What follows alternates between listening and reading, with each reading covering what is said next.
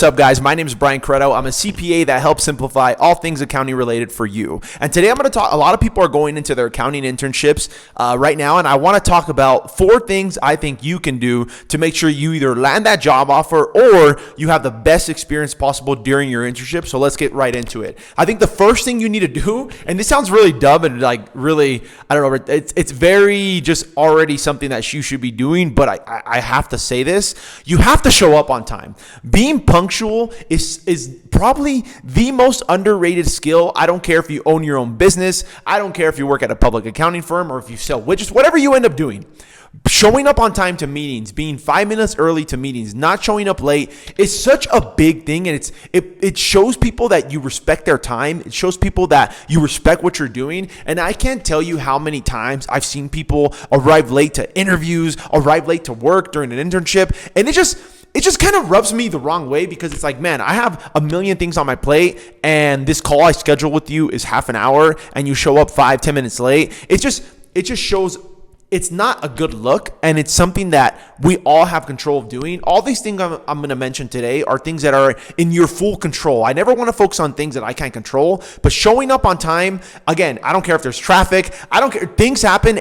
Life happens to everyone, but you want to make sure that you show up on time and you're respectful of other people's times. And I'm going to tell you how far along that goes in showing that you care, in showing that you respect people's time, and it shows that you actually want to be there. So make sure during your internship, show up on time, show up 5-10 minutes early to meetings. I would say if there's like, I don't know, if there's a Teams call, you want to show up maybe 5 minutes early, maybe a few minutes early. You don't have to show up 15 minutes to like a virtual call, but if it's like an in-person meeting, again, the same concept. You want to show up 5 to 10 minutes early. It's good not to rush. It shows people that, again, you respect their time, and it's so easy to do, and people forget that nowadays.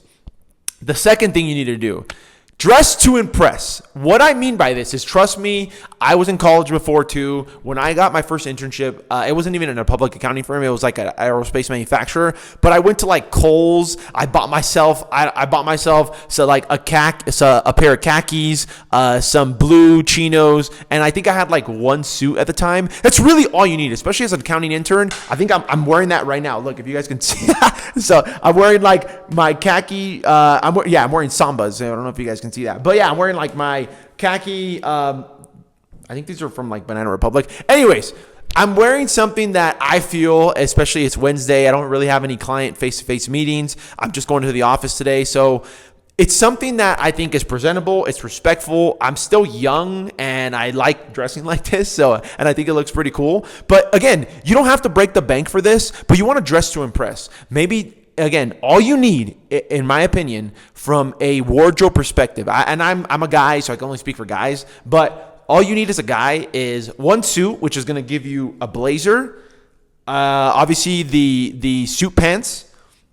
You need a blue button down, a white button down, and then you need a pair of khaki chinos and a pair of dark blue chinos. That's it. That's all you need. I promise you. I don't know how many outfit changes you can make with just those simple pieces, but that's all you need. Again, white button down, blue button down. That goes with everything. Preferably a navy blue suit just because it goes with everything. Again, you have your suit jacket or your blazer when you want to rock it with like something a little bit more casual, and then you have your brown chinos and you have your dark blue chinos. That's it. That's all you need. And I promise you, make sure you iron the clothes. Like I don't think that's like something that I should even have to say, but make sure you iron it. Make sure like you smell good. Make sure you shower before work. Things like that, I promise you, they go such a long way. And even in my career when I was younger, I was like a senior at the time, and I started wearing like blazers with like my with a pocket square, and it looked more professional. And I seriously, I think that the reason my career exponentially grew so much is because the way I dressed also. I showed up to work always with, again, I was always like had a fresh haircut. I always had my clothes pressed. I always try, even though I didn't have a lot of money at the time, like I still try to buy certain pieces that I can wear all the time that all kind of combine. I can make various different outfits. So many different things that I swear to you, I can't tell you how much of a difference your appearance makes. And again, I'm talking about things that you can control. Again, like your wardrobe, showing up on time, making sure your shoes are clean, your clothes is pressed. Things like that go a very long way. The third thing you need to do, especially nowadays we live in a virtual environment, a lot of you guys are maybe going to have hybrid internships or where you have to go to the office once a week, twice a week.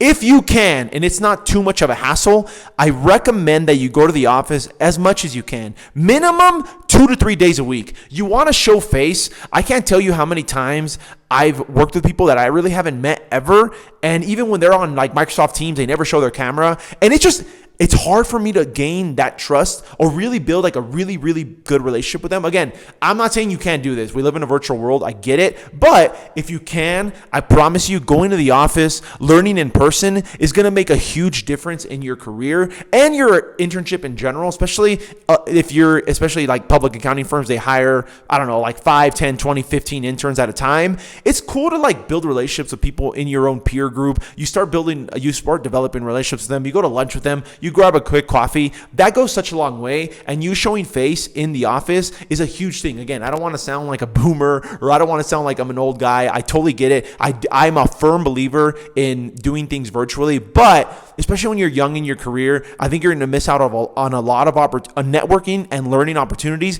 if you don't go in person. Lastly, I think the last thing you need to do from a actual technical perspective, obviously, hopefully, again, this is strictly for accounting students and accounting internships, but hopefully like you've taken, I don't know, basic accounting classes where, debits on the left, credits on the right, you understand journal entries, you understand how to audit a trial balance, which I'm going to be dropping a video, hopefully like in the next 2 days, be on the lookout for that. But hopefully you know how to do basic things like that. But I'm going to tell you guys, the number one key that helped me when I was a first year staff was if someone assigns something to you, let's say they assign you how to, I don't know, you're going to review an AR aging. I would have them walk you through it. Just be like, hey, great, I'm going to review the accounts receivable aging report. Perfect for this client. Can you walk me through how like you would do it and the steps you would take? And I promise you, they will do it. Hopefully they do. That's something that should do. If someone's assigning the work to you, have them walk you through it. And then secondly, have them give you a reference point. Like, is there an audit file I should download from our audit archives where you would want it done like? Or is there is there another work paper you did on another client that you want this to look like? Or is there something else that I can reference to what a finished product that you want would look like? That's going to go such a long way in giving you a guide as far as to what you need to do and what you need to accomplish and what the work product at the end of the day needs to look like. So when someone assigns a something technical to you, something to work on, ask for them to walk you through it. And secondly, ask for a reference point on what a finished product of what they expect you to do looks like. And that's going to give you so much confidence, and it's going to give you a roadmap on what you need to do. Leave me a comment below of anything you're struggling with, anything that you're worried about during your accounting internship, and I'll make a future video to address that comment. If you found value in this video, make sure to smash the like button below. Till next time, peace.